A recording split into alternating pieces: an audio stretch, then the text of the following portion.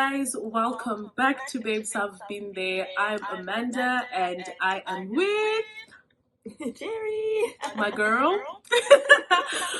So we are back, guys, with another video today, and we hope that you guys will enjoy it. And we just want to encourage you guys to please subscribe to our channel, like this video, interact with us on our Instagram page, and if you want to continue this conversation, please do so on the comment section down below. Okay, so how are you doing, Gerry? I'm okay. I'm good. I'm as good as one can be. Yeah. You know what else must happen? Yes, we love it. We love it. I'm okay myself. I'm kind of excited for today's conversation because I think it's something that I don't know. It's quite an interesting thing. I think mainly because last year, 2020, I've seen, I experienced this in like an interesting way regarding a lot of my friends or some people, acquaintances or people that I thought were my friends. But basically today, Gerry and I want to discuss friendship breakups or friendship heartbreaks, and what that looks like and how that feels. Gerry, have you been through any of them, friendship breakups, and have you experienced?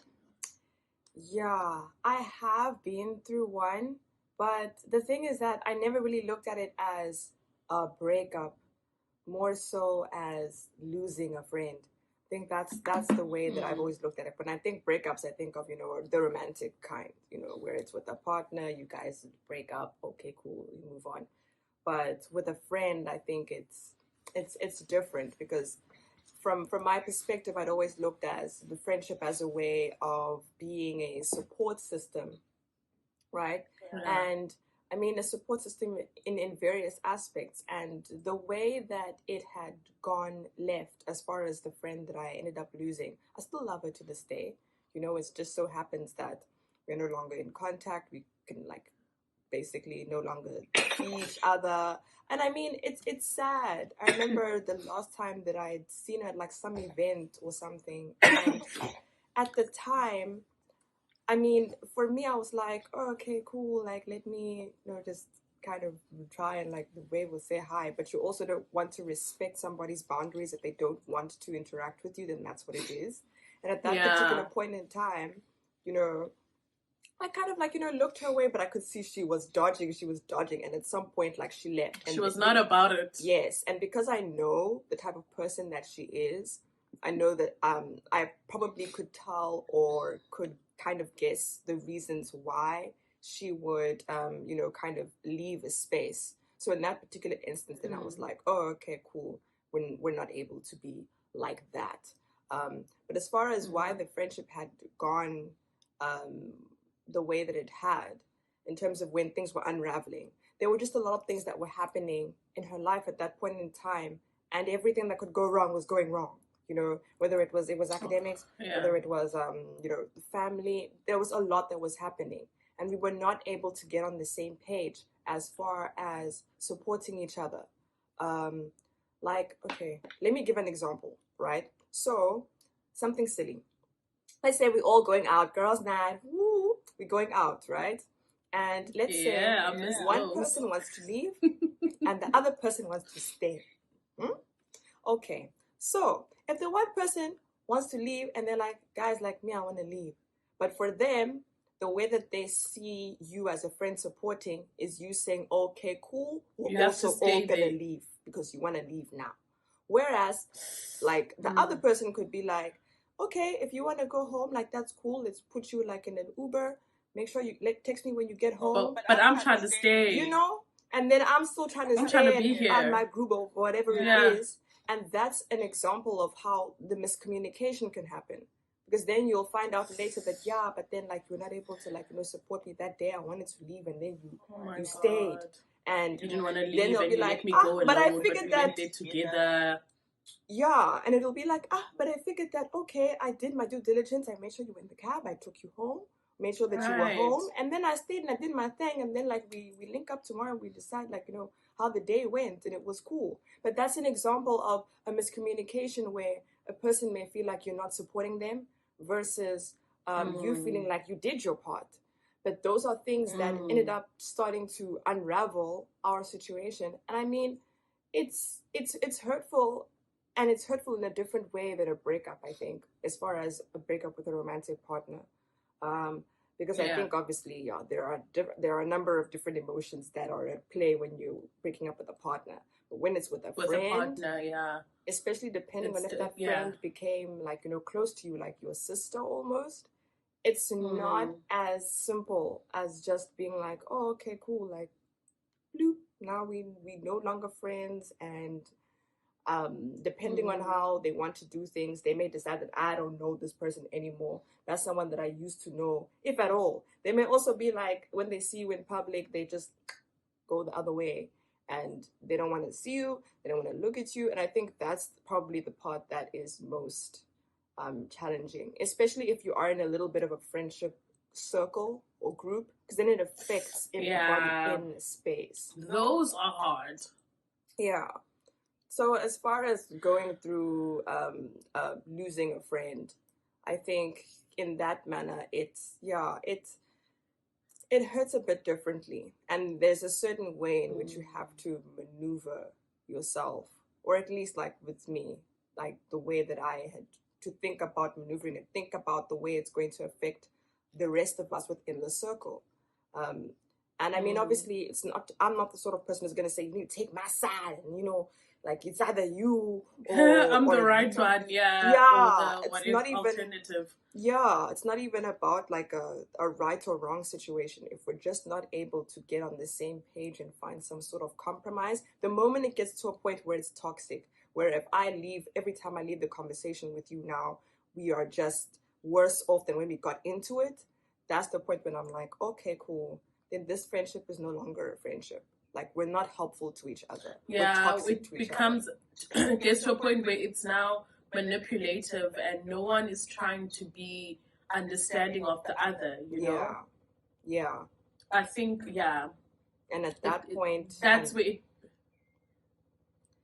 you know, it's one of those things. No, sorry, I'm saying that at that point, it's one of those things where even if you don't necessarily want to end the friendship, it ends up being a situation where you have to do it for the betterment of both of you involved. Like, it's actually better if the two of you are just no longer or just not, yeah, interacting. You know, in my experience, I think for the most part, I've been able to select good friends. For the most part, I've been able to select some really, really good friends, and I haven't been hurt or disappointed by my friends in a way that maybe I could say some family members have hurt or disappointed me, or maybe even people that you were romantically involved in, you know. So I've also been told that I tend to give my friends a little bit more how can I say, I cut them more slack. I tend to be more understanding, and I'm more lenient when it comes to my friends. And when they do things that could be considered unfriendly or unfriend-like or problematic or whatever way we want to phrase that. And I never realized that until maybe last year. And I don't know how to put this or articulate myself in a better way. But basically, like, yeah, like my friends, I feel like my friends, I've never been someone who liked being in like a squad, like, you know, those people where it's like there's 8 of us or whatever. It tends to be a little bit difficult for me. But I think that you know, in our, like, me knowing you was obviously through other people, and then it ends up being a thing where at some point we end up being like individual friends and we don't have to link because of the group, you know what I mean? Right. Yeah, so I tend to like those friendships where I can have an like a single, not single, like an individual one-on-one thing with the person, even though at times we will find ourselves in a group and we hang out together and we're all good friends. But I know that even amongst the group, like I can meet up with this person and it's not going to be a mad thing when the others find out that, oh, why did you go for drinks with Gerry and you didn't invite us, you know? Or if I decide to go and have drinks with another person, it's not going to be like, Amanda, you had drinks with so and so, why didn't you invite me? And it's like, oh, you know, those feelings where people start feeling like, oh, you guys are gossiping about each other and there's some beef or weird vibes going on. So I think I've been lucky in that sense where I've been able to build friendships that even though we can all hang out together, but we still have that one-on-one thing, because I really appreciate that. Yeah. So I think with one-on-ones, sometimes in my experience, they tend to be a better form of understanding in terms of, you know, where we stand, what type of friendship this is, and, you know, how we can be there to support each other. But I think that there is a point where those lines start to overlap, and one wants more or the other wants, you know, is doing less or the other one is doing more, or vice versa. And I think in those type of situations, that's when I've been very I've extended too much of myself to those particular friends who haven't been what would be considered a good friend. You know, I've been like, oh, cut slack, oh, whatever. Whereas if it was a romantic relationship, nigga, you're gone.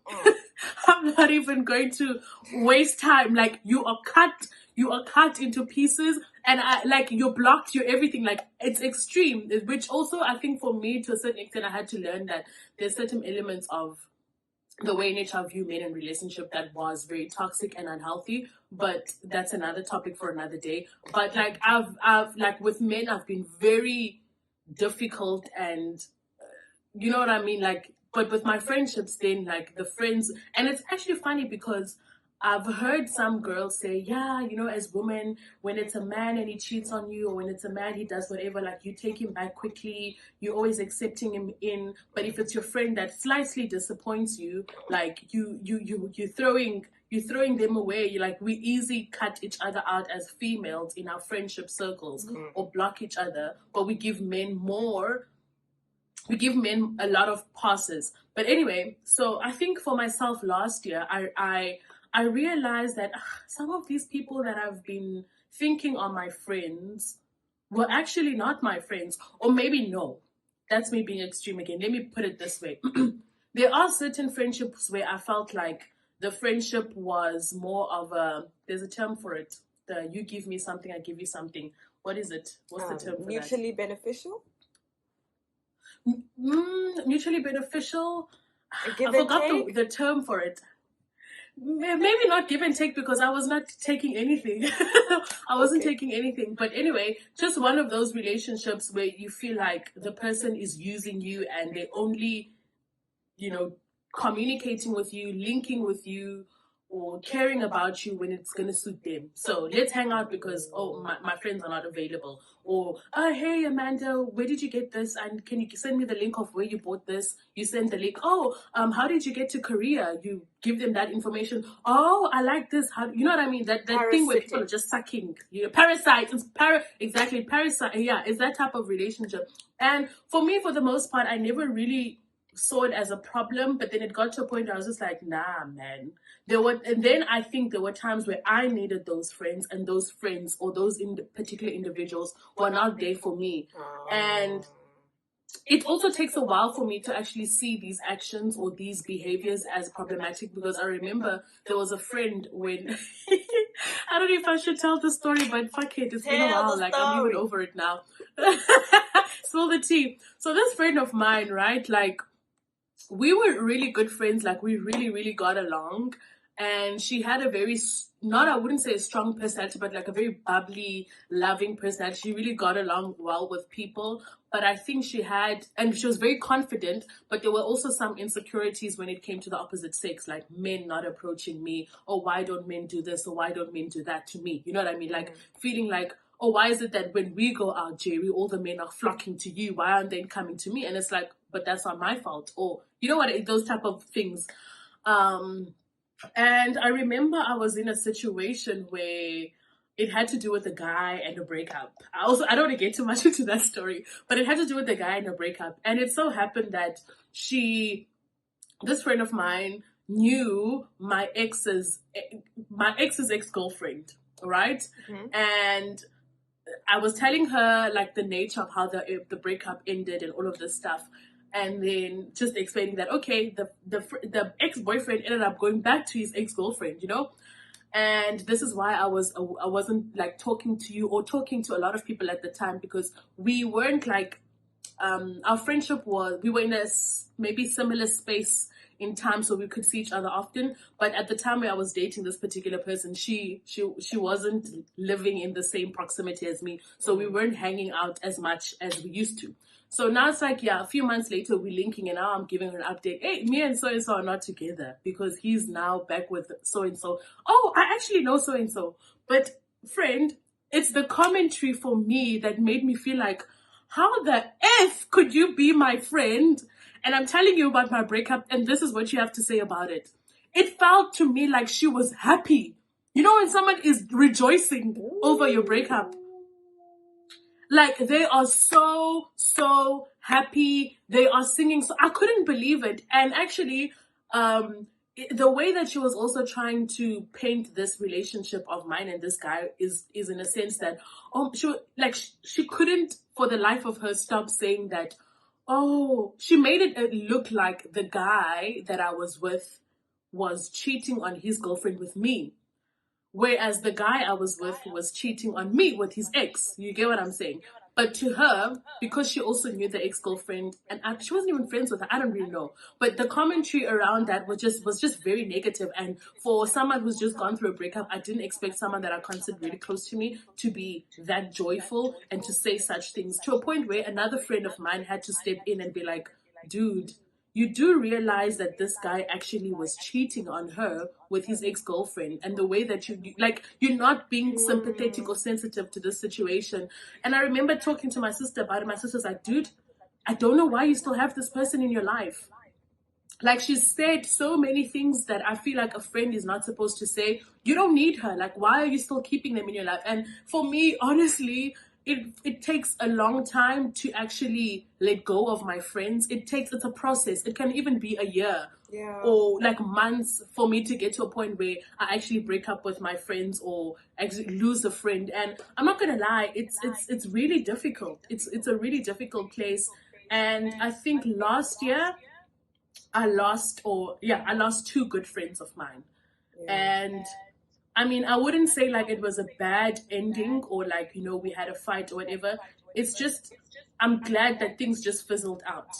Things fizzled out. But before they fizzled out, I feel like I took the time to be like, dude, I don't like that you do this to me. I don't like that you do that to me. And then they were like, oh, they acknowledged and they realized that sometimes the things they say, whatever, could be problematic. But then after that, I still felt like there was no effort being shown in the relationship, and I felt like I'm done. Like, I'm not doing this anymore. I'm tired of being the person that is giving and only receiving when it's only going to benefit the other party. So those friendships actually ended up fizzling out. But during the process of it eventually fizzling out, like, it was so hard for me because it's like, I don't know, like, we've